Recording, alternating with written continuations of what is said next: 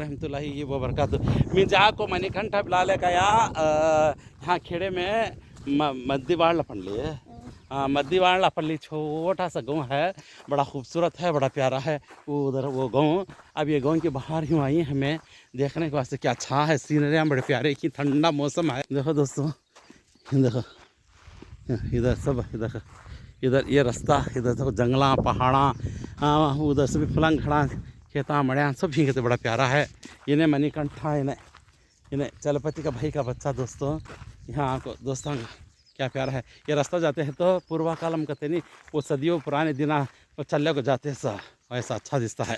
अम्मा नी पेर अम्मा? మల్లమ్మ. మల్లమ్మ ఈ కాలంలో తిండి అని ముందు తిండి బాగుంది కదా మల్లమ్మ? సొద్దలంట ఏమేమి తింటా ఉన్నారు ముందు కాలంలో? మీ జొన్నలు, కొర్రలు, రాగులు సద్దలు.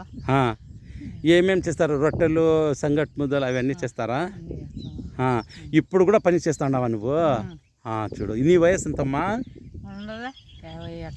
50-60 ఉంటాయిలే. ఇప్పుడు కూడా పని చేస్తావు నువ్వు. పని చేసి సంపాదించే బ్రతుకుతా ఉండవు.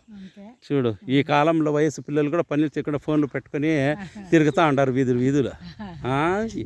చూడు, ఇక చీద కాసితో ఏమి మల్లమ్మ నీ పేరు? మల్లమ్మ. ఏం తింటాండవే? కొబ్బరి. మంచిది, చాలా చాలా థ్యాంక్స్ మల్లమ్మ మాట్లాడినందుకు. మీకు ఏమైనా ఇది ఉందా, ఏం చెప్పేది? మేకలు, గొడ్లు